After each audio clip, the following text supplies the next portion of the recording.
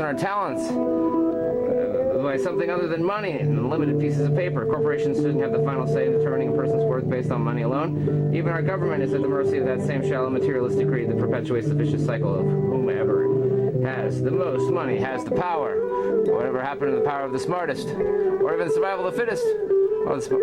Now it's just the survival of the richest. And I'm lost in this desert of endless nothingness.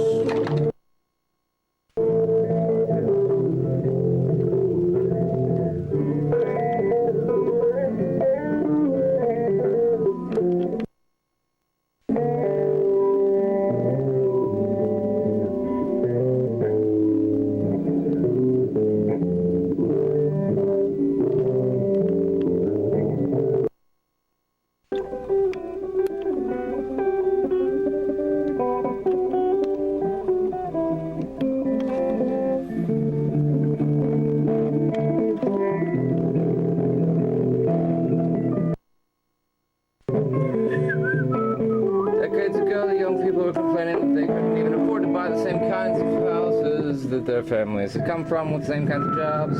Their parents have lived in lower demands of cost of living that keeps rising exponentially out of control, and they just say that's how economics are basically supposed to work. If people don't share, then what's to prevent for the corporations from being greedy and outpricing everyone out of control and gentrifying the community and pricing us out of our existence until we can't afford to exist anymore. That's the majority of the poor. Even our government doesn't ensure that now that even it's worse for a single person in the world alone. They assume that you'll get married and have two sources of income, but if you aren't lucky enough to find that faithful, responsible one, willing to bear the burden of financial responsibility with you, or you're just supposed to maintain it all on your work your life away with no free time to enjoy anything, and with the rising cost of living alone, you can't shoulder all the blame. You blame one person alone for a flawed system. If you really want to fix the world's problems, it's a cop-out to make a scapegoat from obvious targets and play the blame game. And even more self-destructive. You turn upon yourself when you take responsibility for your actions. To an extent, you begin to realize that you can improve your reality. To an extent, if you're the best isn't good enough for society's expectations, though, then this competitive system for survival doesn't work anymore, no matter what you do, unless we convince the powers that could be to change things for the better, the benefit of everyone, instead of the rich ones making rules that discriminate against the poor ones. People should be treated equally, but money always changes that when social classes aren't balanced, we have the power as a whole to fix the world's problems if we share our limited resources, and the wealthy corporations are monopolizing everything and happily gaining more power from money than the people's exploited hard labor. Now that war has been abolished. The social injustices are economic. Where's the dignity in a system that makes all the rules to increase profit margins for 1% who own all of the resources with investments at the expense of the rest of the struggling world? Where's the humanity in a capitalistic society that treats people like their numbers to be used for profits and greed instead of human beings? What has happened to our free will when all our choices are dominated and limited by these same corporations as well as controlled by the government through fear? How are we supposed to get out of here? How did the aliens survive through this type of primitive evolutionary period on their home worlds?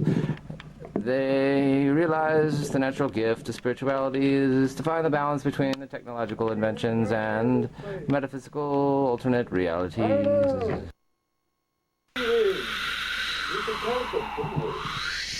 Infinite amounts of astronomical units and parsecs.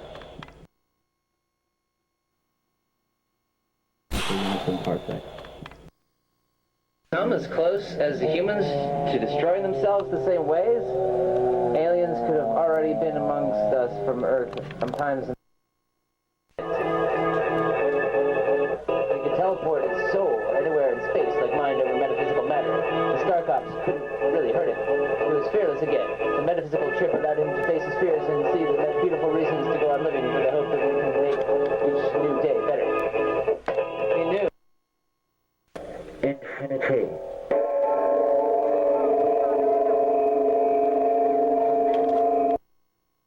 They come as close as the humans to destroying themselves the same ways. Aliens could have already been among amongst us from Earth, sometimes in the form of microscopic organisms telepathically communicating with us from another dimension of microscopic thought proportion. We just might not be able to unhear.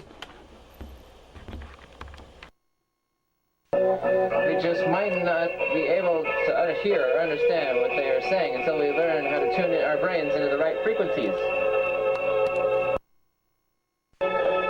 Crimson remembered how he was infinite. He could teleport his soul anywhere in space, like mind over metaphysical matter.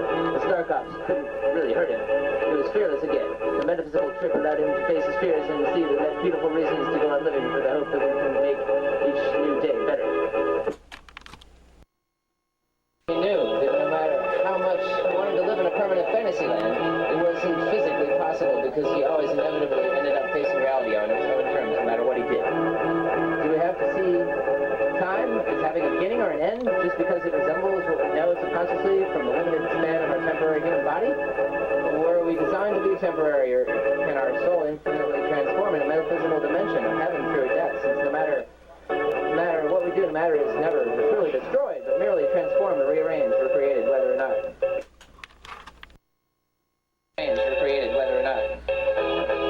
was created. It wasn't created. Our spirits could be infinite vibrations connected with light energy and other electromagnetic forces in the cosmos.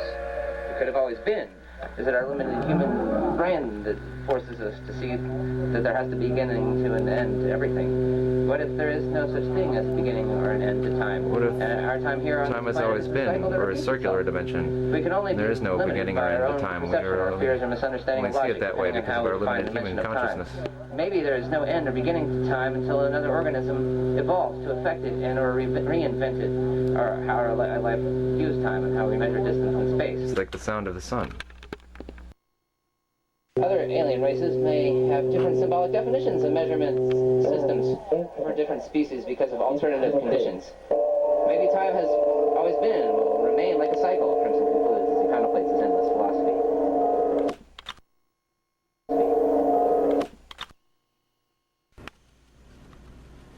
Like a cycle, Crimson concludes as he contemplates his endless philosophy.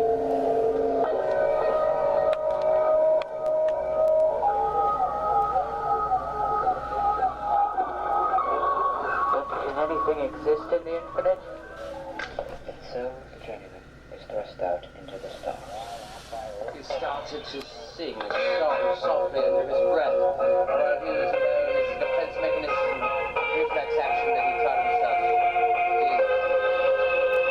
In order to stay calm under stressful situations when he was a young child. The song he sang to himself was old folk melody that would make you remember to another time. He also liked to make his own lyrics to songs, or sometimes even his own melodies for fun when he was young as an escape mechanism, so he had the tendency to act like a child when he was scared, and he was definitely terrified of being alone the rest of his life. Because a sandstorm was getting heavier. He was from the pure eyes that was produced by the three hot suns opening Zeon. Where have all the flower children gone? Have they gone to corporations everywhere? There were too many flowers to document, so they made them all cut their hair. Savor the sweet stuff separately, yeah, a wall won't stop a nuclear missile, you see. You need to eat the phosphorescent fruits and a pound around, bendle it into that spiritual sound.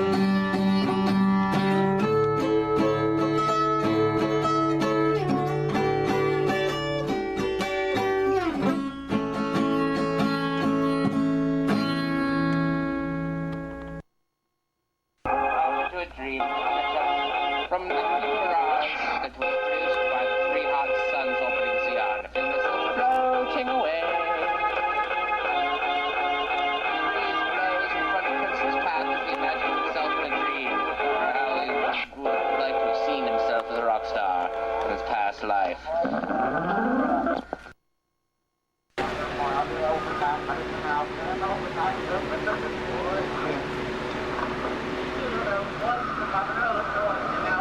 Crimson felt himself faintly slipping in and out of consciousness.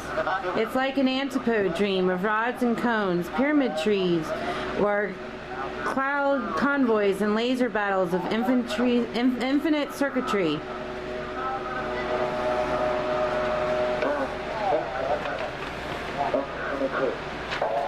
Debris blows in front of Crimson's path as he imagines himself in a dream.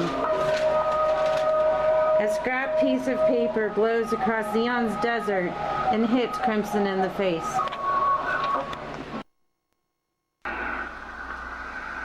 A scrap piece of book. Perhaps he had fallen over in the desert and passed out from the heat. He realizes the bizarre coincidence that it's actually one of his original poems when he grabs the paper from his face and scrutinizes it more closely. It must have blown across the desert like a dream within a dream, having been left over from his early days before he had become enlightened through his metaphysical exploration of briefly facing death's transformation and coming back alive, before he expanded his mind and became infinite. He wrote about things that resembled spiritual experiences he hadn't even discovered yet, almost like a type of clairvoyance. It's funny how creative ideas and memories of other dreams accidentally predict the future from Crimson's consciousness.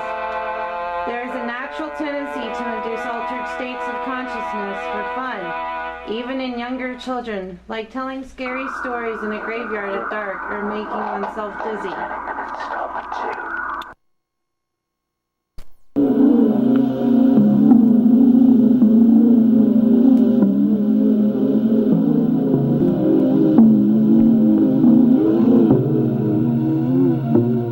Break from the silence.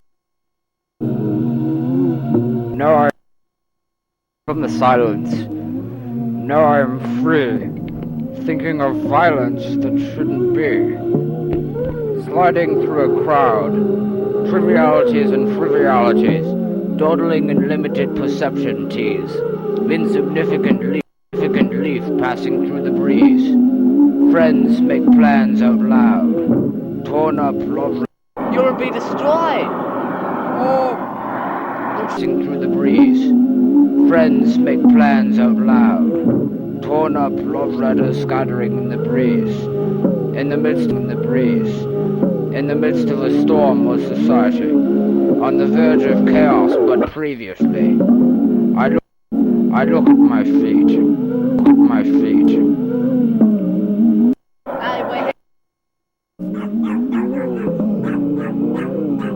Wake up the next morning, the sun is shining. I have somewhere to go, and the grass is green. Home again through the blowing remembrance, fit, foreign, and free.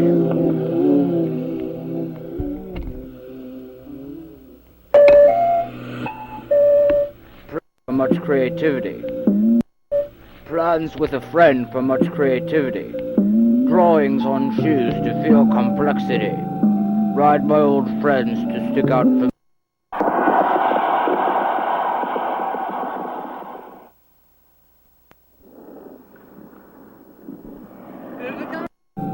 Ride my old friends to stick out familiarly, as strange faces see, writing new poetry and philosophy. I am on a branch with many other leaves. I am a comet. Beautiful. Come, let's return!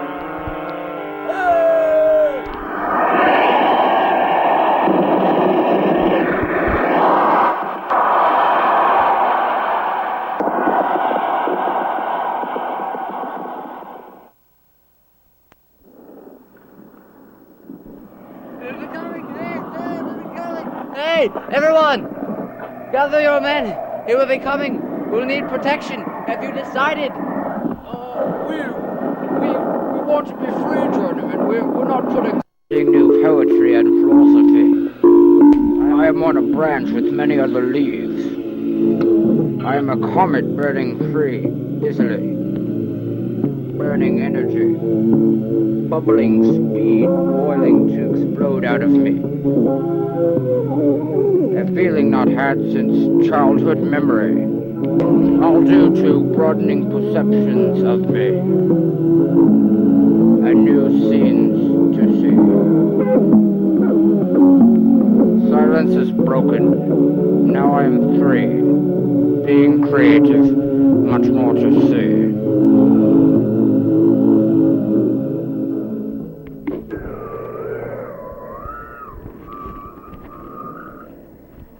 I should move forward in whatever environment this is.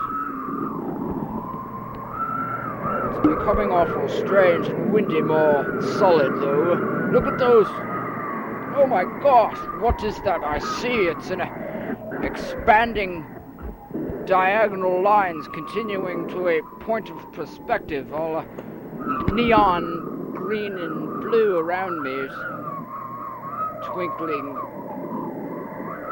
bluish stars. I shall continue to find out what I see as I go further. It's expanding.